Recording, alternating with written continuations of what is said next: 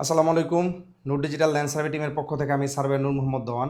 আমরা আমাদের আজকের ক্লাসের মাধ্যমে জানব কিভাবে আমরা আমাদের অর্ধপরিধি অর্ধবৃত্ত আকৃতির যে জমিগুলো আছে এগুলো আমরা পরিমাপ করব। আমাদের এই বইয়ের পেজ নাম্বার হচ্ছে 39। আমাদের 39 পেজ থেকে আমরা আজকে শিখব অর্ধবৃত্ত আকৃতির জমি আমরা কিভাবে পরিমাপ করব। তো আমরা গত ক্লাসে দেখেছি যে পূর্ণবৃত্তর যে সূত্রটি রয়েছিল ওই সূত্রটি আমরা আগে একটু লিখি। সেটা কি? ব্যাস ব্যাস গুণন হচ্ছে, আমরা ওই সময় দিয়েছিলাম হচ্ছে পরিধি, টোটাল পরিধিটা নিয়েছিলাম।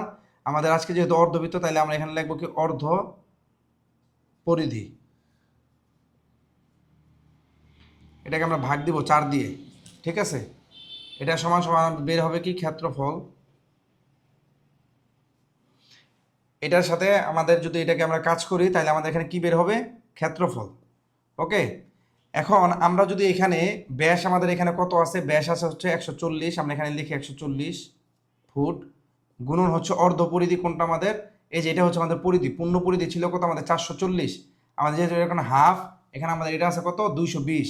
আমরা এখানে লিখবো 220 ফুট, এবং এটাকে আমরা ভাগ করব 4 দিয়ে, ঠিক আছে। এটার হচ্ছে আমাদের গুণফল দেখুন কত আসছে, 30,800। এটাকে আমরা 4 দিয়ে ভাগ করব।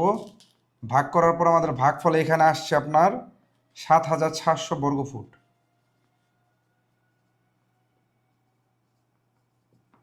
এটা হচ্ছে আমরা আমাদের একটা সূত্রের ফরম্যাটে দেখলাম যে আমাদের এখানে জায়গা হলো কত? 7,700 বর্গফুট। যেখানে আমাদের পূর্বের পূর্ণবৃত্তের মধ্যে আমরা দেখেছিলাম আমাদের হয়েছিল কত?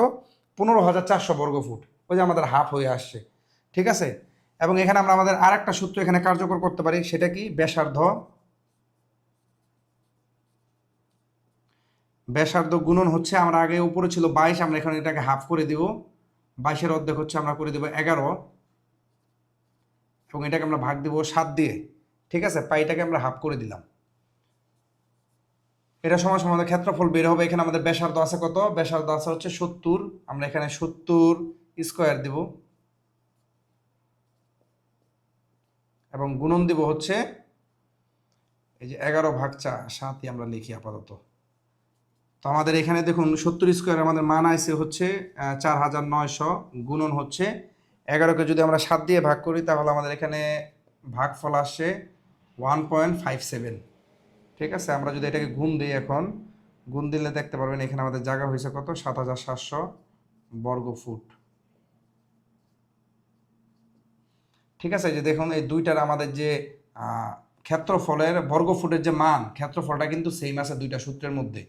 এখন যদি আপনি এটাকে 435.60 বর্গফুট দিয়ে ভাগ করেন তাহলে এখানে দেখবেন কত আসছে? 17.67%।